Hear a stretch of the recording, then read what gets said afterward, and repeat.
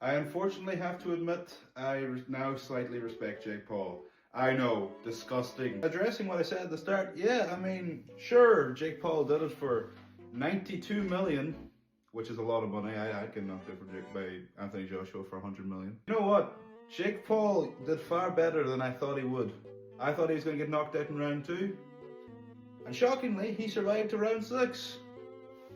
How he pulled that out of his arse, I don't really know, but he did. Now, the reason I slightly have a bit of respect for the performance, not him, but for the performance he had, was because he did exactly what he was supposed to do in that situation.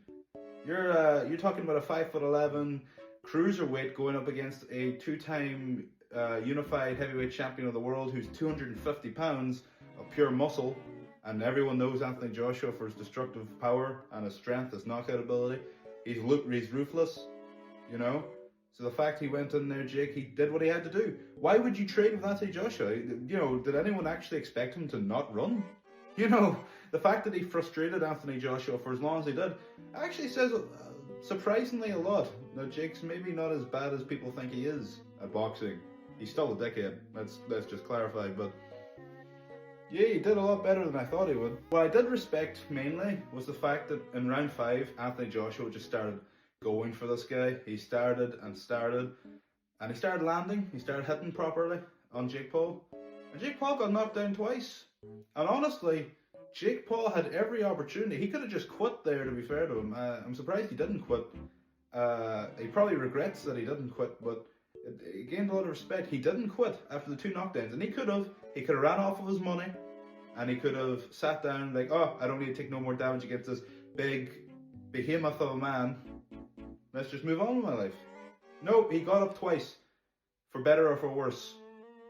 He had his jaw broken then in round 6 in 2 different places. Ouch, Jesus. One punch, it was a right hand, and it was well funny because Anthony Joshua smiled as he did it. He's a brutal man, him. He got up and took extra punishment, which he didn't need to do, but he wanted to try and entertain people. So I don't like Jake Paul. I think what he did with Mike Tyson last year was a joke. You know, what he done, but you have to respect the performance, you know what I mean? That's it takes a lot of courage. But again, Anthony Joshua, if you pay me 100 million, you can knock me out as well, you know, just saying.